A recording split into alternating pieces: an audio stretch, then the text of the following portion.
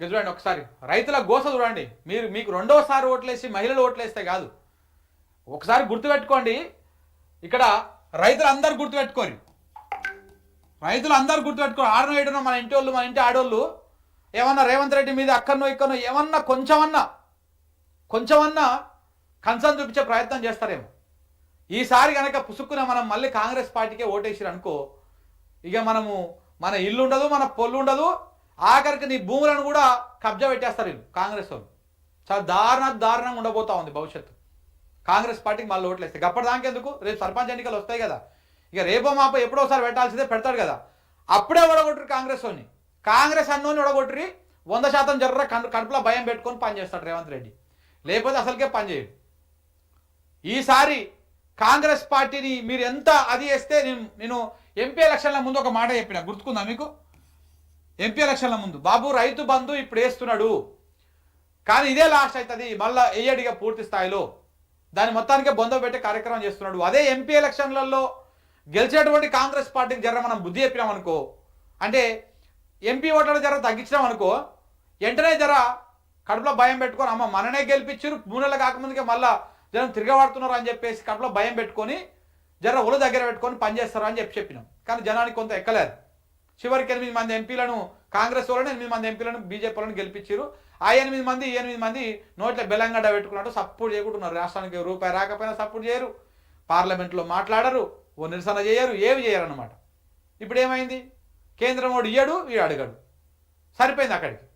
అదే మనం ఒడగొట్టి ఉంటే కాంగ్రెస్ వాళ్ళని జర ఈయనన్నా వచ్చే రైతు బంధు అవో ఇవో వస్తుండే, ఈ పింఛన్ వెరుగుడో ఇట్లాంటి కార్యక్రమాలు అవుతుండే. చూడండి ఇగో వడ్లు మొలకెత్తినాయి, 45 రోజులుగా ఐకేపీ సెంటర్లోనే వానకు తడుస్తున్నాయి, ఎండకు ఎండుతున్నాయి, రోజులు గడుస్తున్నా ధాన్యం కొంటలేరు, కన్నీళ్లు పెడుతున్న అన్నదాతలు ఇంకెప్పుడు కొంటారంటూ ఎదురు చూపులు. అందాల బామలపై ఉన్న శ్రద్ధ అన్నం పెట్టే రైతన్నల మీద లేదా అంటూ ఆగ్రహం. అందాల బామల మీదనే ఉంటుంది శ్రద్ధ వీళ్ళకి. అందాల బామలు వాళ్ళ హోయలుకించే వాళ్ళ క్యాట్ వాకులు వీటి మీదనే ఉంటుంది వాళ్ళకి. ఈ రైతన్నకు మంచి చేస్తే ఏమొస్తుంది చెప్పు, వాళ్ళ ఒడ్లు కొంటే ఏమొస్తుంది చెప్పు, మళ్ళీ ఇలా తిరిగి పైసలు ఇవ్వాలి మనం. ఒకసారి చూడండి ఇగో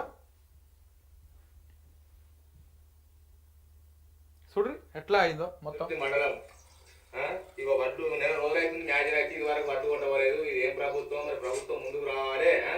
రైతులు ఇలా అకాల వర్షాలతో అందరు నష్టపోతున్నారు.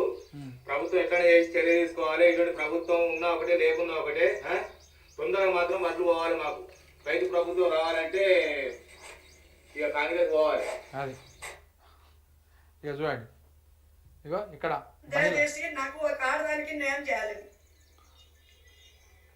నేను 6 నెలలు కష్టపడి పండించిన, నీళ్ళు లేకుంటే మన చేతుల నుంచి పోసుకోపోయి బిందెల పోసినట్టు పోసి పండించిన నేను ఎండాకాలం మొత్తం. మహిళ నీళ్ళు లేకుంటే, చెరువులో నీళ్ళు లేకుంటే దానికి ఐక్యతలో వచ్చి పొద్దుగాలే రోడ్ల మీకు వచ్చి కూర్చున్నారు.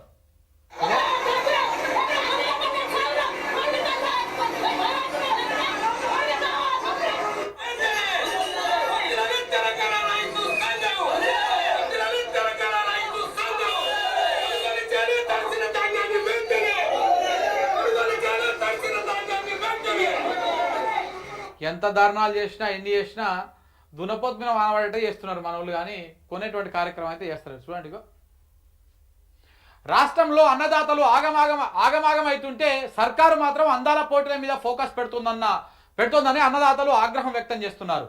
నెల రోజులు దాటిన ఐకేపీ సెంటర్లోనే వడ్లు కొంటలేరని, ఎండకు ఎండుతూ వానకు తడుస్తూ ఆఖరికి మొలకెత్తే పరిస్థితులు ఏర్పడ్డాయి. దీంతో అన్నదాతలు ఆందోళన చెందుతున్నారు. మా వడ్లు ఎప్పుడు కొంటారు సారు అంటూ నిలదీస్తున్నారు. రోడ్డెక్కి ధర్నాలు చేస్తున్నారు. ఓవైపు రైతులు ధర్నాలు చేస్తున్న సర్కారు మాత్రము ఆ పక్క కూడా కనీసం చూడడం లేదన్నటువంటి విమర్శలు కూడా వినపడతా ఉన్నాయి. వాళ్ళు ఎందుకు చూస్తారు చెప్పండి? రైతులకు మంచి చేస్తే ఏమొస్తుంది? ఓట్ల మిషన్లు. రైతులు ఓట్లు వేయాలి, అయిపోగానే పక్కకు పెట్టేసేయాలి. మహిళలు ఓట్లు వేస్తే చాలు, మళ్ళీ మేమే అధికారంలోకి వస్తాం. రెండోసారి అధికారంలోకి వచ్చాక కోటి మంది మహిళలను కోటీశ్వరులను చేస్తాం.